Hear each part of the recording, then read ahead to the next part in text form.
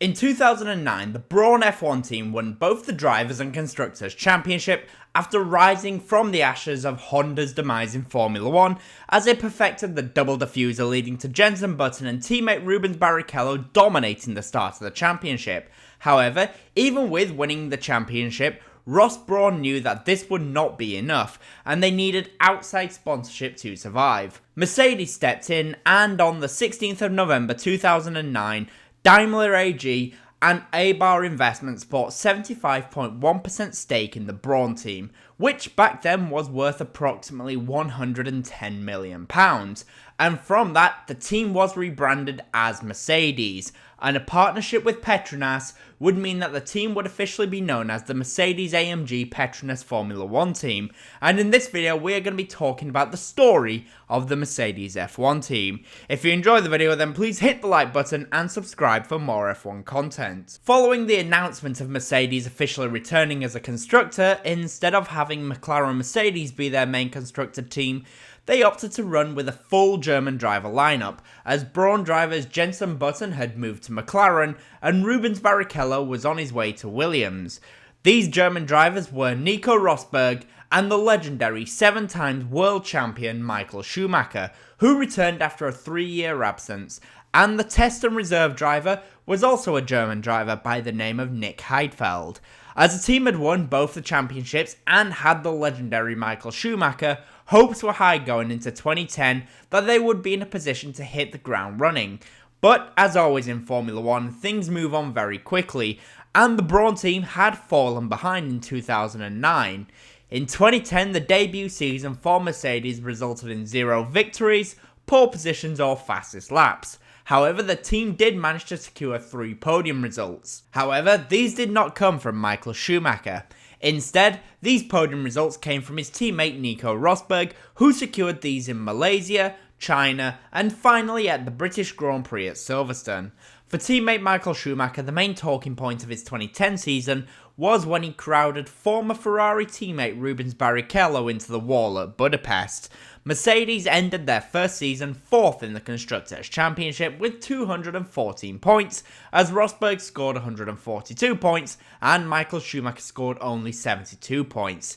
Things started off shaky for Schumacher, but surely this was just because he needed time to get back up to speed, and in 2011 he would be back to his best. Before the start of the 2011 season, the Daimler and Aabar group purchased the remaining 24.9% from Ross Brawn and Nick Fry, meaning that Mercedes were now fully in charge. Even so, Ross Brawn remained as the team principal. The investment group now had control, but the 2011 season would be a very difficult season for the team. In fact, it was worse than the 2010 season. Mercedes failed to score any victories, pole positions, fastest laps, and this time they even failed to score any podiums. For Michael Schumacher, he was a little closer to Nico Rosberg, but once again he was beaten by the younger German driver. However, this season there were glimmers of the old German maestro at the wheel, and this came at the Canadian Grand Prix as Michael Schumacher put on a masterclass in wet weather driving. The race will be always remembered for Jenson Button. However, Michael had incredible pace and an incredible race as well, as he was carving his way through the field. He pulled off a brilliant double overtake on Kamui Kobayashi and Felipe Massa, as he got brilliant traction on the exit of one of the chicanes, and from there, he was closing down on Sebastian Vettel. Schumacher fans were starting to dream that it may be possible that we see him on the podium, and maybe, just maybe, even beat Sebastian Vettel to the top step of the podium. Unfortunately though, as things dried out, Schumacher's advantage started to diminish, and he fell back, ultimately being overtaken by both Jenson Button and Mark Webber, as Button went to win the Grand Prix on the final lap of the race. Mercedes ended the season with 165 points and once again finished in 4th place. Nico Rosberg scored 89 points, and Schumacher scoring only 76 points. For the 2012 season, Mercedes had designed something radically different when it came to the DRS system, dubbed the double DRS. Mercedes had found a way to reduce the drag from the front wing when operating the DRS, giving them an increased boost in straight line speed. This was very important, especially in qualifying. Back in 2012, DRS was permitted all around the circuit in qualifying, and this meant that having a more powerful DRS was even more important, and Mercedes used this to their advantage. In Melbourne, Schumacher was 4th in qualifying, and at the start of the race he took 3rd place, and looked set to potentially score his first podium upon return. However, as with Mercedes back then, it was just not meant to be. His gearbox failed and he was forced to retire, and teammate Nico Rosberg suffered a puncture at the end of the race. In Malaysia though, things would be better surely. Schumacher secured 3rd place in qualifying, and the German was looking back to his best, just like the days of old, as Rosberg was down in 8th place. But in the race it all came undone at the beginning as Grosjean hit Schumacher, but he was still able to recover and finish the race in 10th place, but his teammate Rosberg was 13th. In Shanghai, it finally all came together for the Mercedes team, as Rosberg scored pole position and Schumacher lined up in 3rd place on the grid. This was Mercedes' race to lose. They really could get both drivers on the podium, and for a while it was looking good. That was until Schumacher was forced to retire after the pit crew botched a pit stop. But Rosberg was able to win the race and secure Mercedes' first win as a constructor. This was the height of the season for them. From here though, things went downhill, as the team was outdeveloped by the competition, and Mercedes struggled massively with tyre wear. Schumacher had the fastest lap in Monaco qualifying, but he had a 5th place grid penalty, and in the end he didn't even finish the race, as once again he had a mechanical failure. In Valencia for the European Grand Prix though, Michael Schumacher claimed his final podium in what ended up being an all-Ferrari legendary podium, with Fernando Alonso on top, Kimi Raikkonen in 2nd place, and Michael Schumacher finishing the race in 3rd place.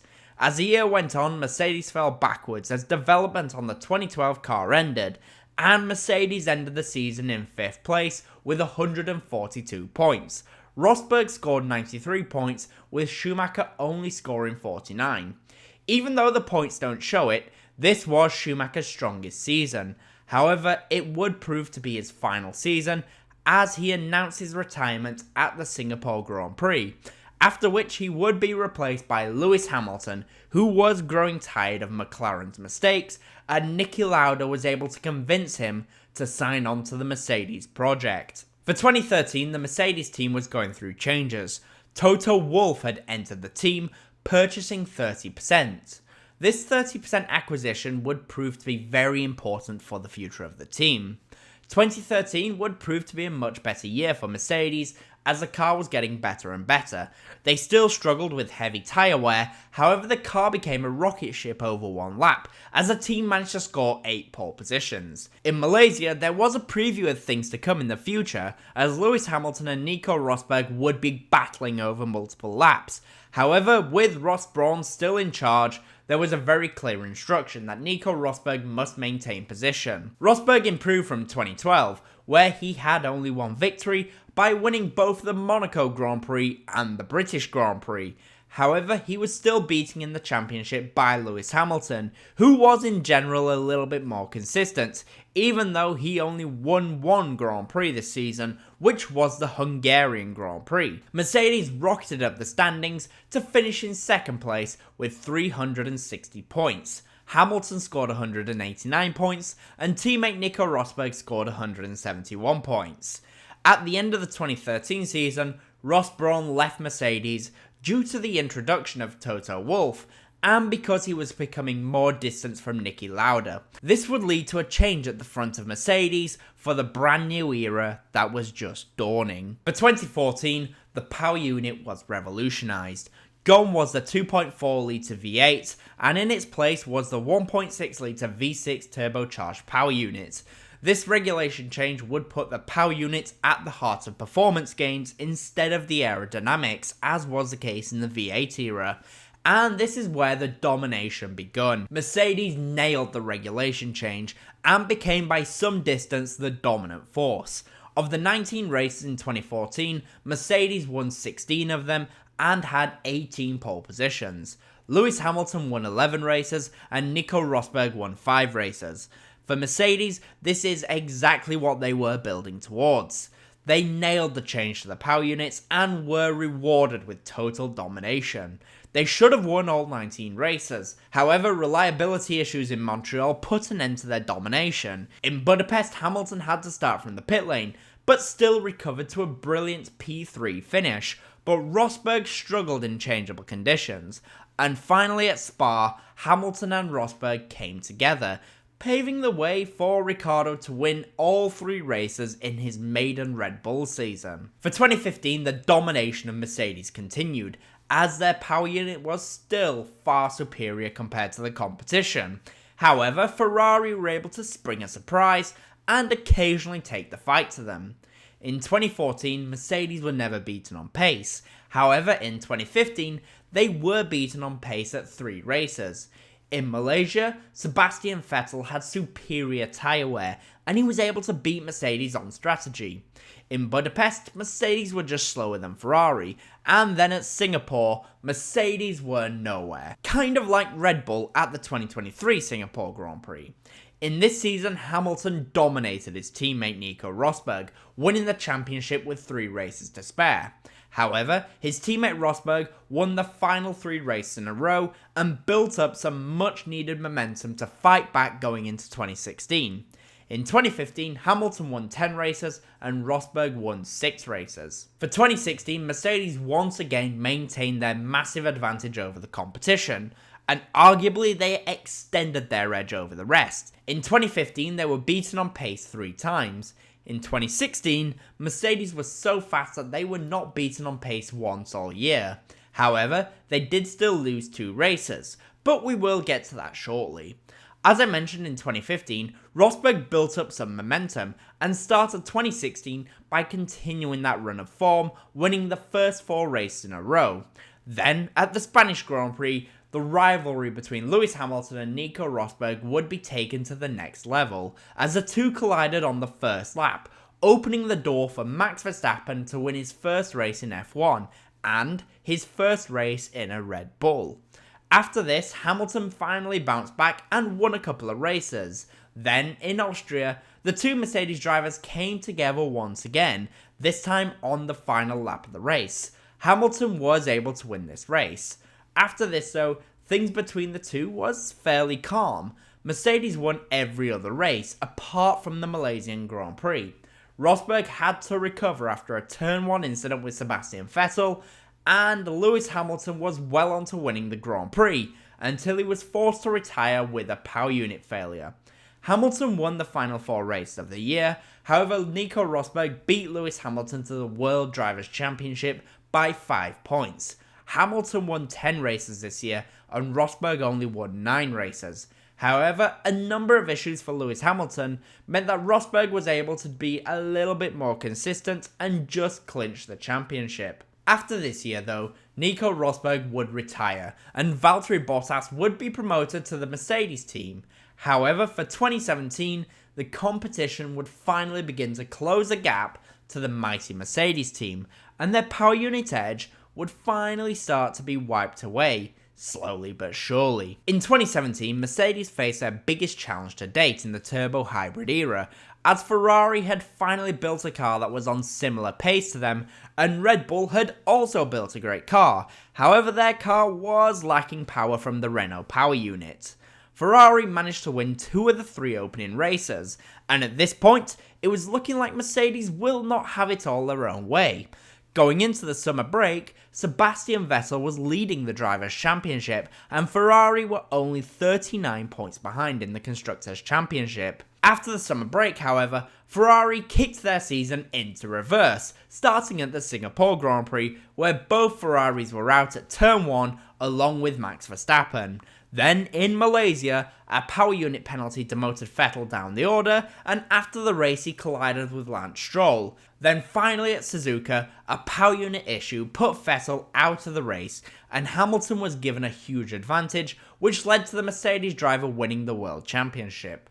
Hamilton ended the season with 363 points, and teammate Bottas had 305 points. In 2018, Mercedes found the challenge rising more and more from Ferrari, as well as Red Bull. the power unit advantage that they enjoyed in the first part of the turbo hybrid era was diminishing.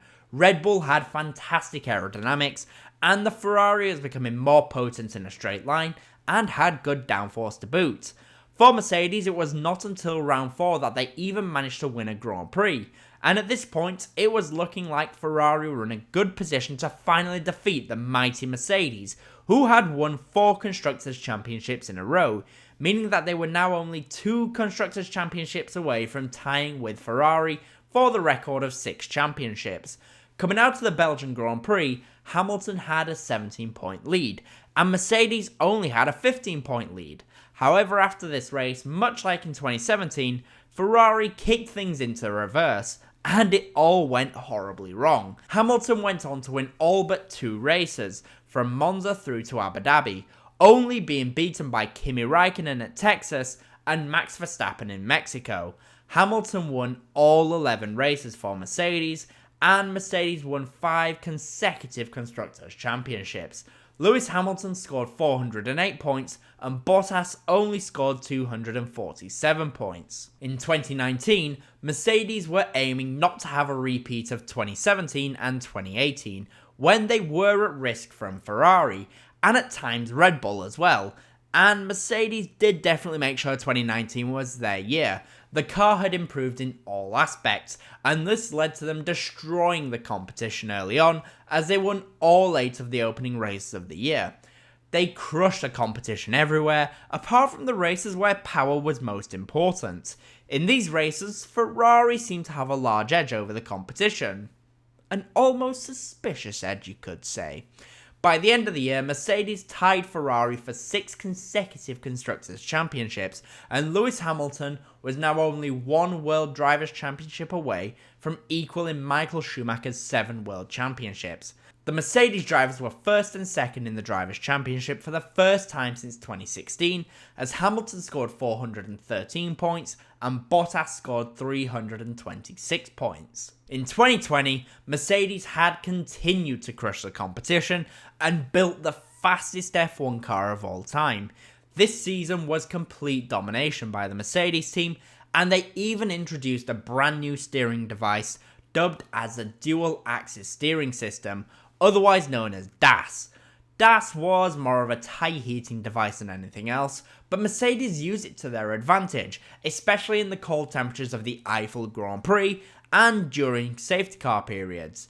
During the same Eiffel Grand Prix that I just mentioned, Lewis Hamilton equalled the great Michael Schumacher's record of 91 wins in F1. Later that year at the Turkish Grand Prix in Istanbul, Lewis Hamilton went on to equal Schumacher's record of 7 World Drivers' Championships in F1, and then at the Emilia-Romagna Grand Prix, Mercedes made it 7 consecutive Constructors' Championships, beating the record set by Ferrari, who had 6 from 1999 to 2004. Overall, 2020 was a crushing year, but 2021 would be anything but dominant. In 2021, the FIA slightly tweaked the floor regulations due to safety concerns about the growing speed of Formula 1 cars, especially because Pirelli were bringing the same tyres to 2021 that they brought to 2020. This change hampered Mercedes and brought Red Bull very nicely into the mix for 2021. And it was fair to say we got an all-time classic season between Max Verstappen and Lewis Hamilton, with Max Verstappen winning 10 races and Lewis Hamilton winning 8 races.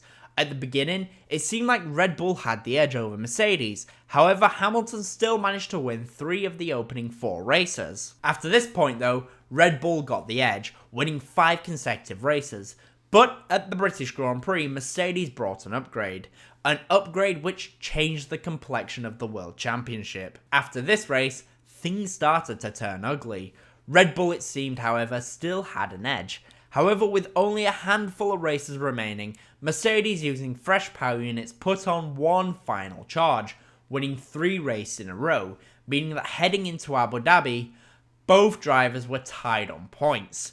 Mercedes at this point had won 8 consecutive Constructors' Championships, a feat which will likely never be achieved again. But could Lewis win an 8th Drivers' World Championship? Until the final lap of the race, he definitely could have, But on the final lap after a safety car restart, which may have not 100% followed the rules, Max Verstappen sent it down the inside to win his first world championship, and Mercedes had been defeated in one of the two championships for the first time since 2013, and this was the end of an era. The end of Mercedes' domination in F1. For 2022, regulations changed and ground effect F1 cars were back, and with this regulation change came a shaking up of the order. Mercedes were no longer the powerhouse that they once were, and instead, Ferrari were the closest rivals to the now resurgent Red Bull team. Mercedes struggled with the new aerodynamic regulations and trailed a radical no-side pod car. However, this just did not work for the Mercedes team, and in 2022, they dropped from first to third in the Constructors' Championship and only won one Grand Prix. New Mercedes driver George Russell scored 275 points and took the only victory of the season, and teammate Lewis Hamilton ended the year with 240 points, 147.5 points less than what he scored in 2021, and for the first time in his F1 career, he went a full season without winning a Grand Prix. For 2023, things looked bleak at the beginning of the year, as it now looked like Mercedes were no longer the fastest Mercedes-powered car on the grid, as Aston Martin had started 2023 looking very strong, as were Ferrari and Red Bull, although the Ferrari was unreliable and very hard on tyres. Mercedes also decided to remain with the zero-side pod approach for the opening few races. However, they realised this was a bad idea, and for the Monaco Grand Prix they brought essentially a brand new car, and it breathed new life into the team. They overtook Aston Martin and Ferrari in the standings and were now the second fastest car, and things were starting to look up. But just as it was looking up, Ferrari brought a major upgrade to the Japanese Grand Prix, which brought their car alive, and McLaren brought plenty of upgrades throughout the season, which turned their car from one of the slowest cars to one of the best cars. Mercedes may have ended 2023 in second place in the Constructors' Championship, however they were at best the fourth fastest team by the end of the season, and this brings the Mercedes story to an end right now. Right now, it is hard to say where they will be for the 2024 season. The team are looking to bring a completely new car, but it does not look like they will be in a position to compete properly until the brand new 2026 regulations come out. Where do you believe Mercedes will be in 2024? Can they get back to winning ways? Let me know your thoughts down below. And as always, comment, leave a like, and subscribe for more F1 content. Thank you all so much for watching.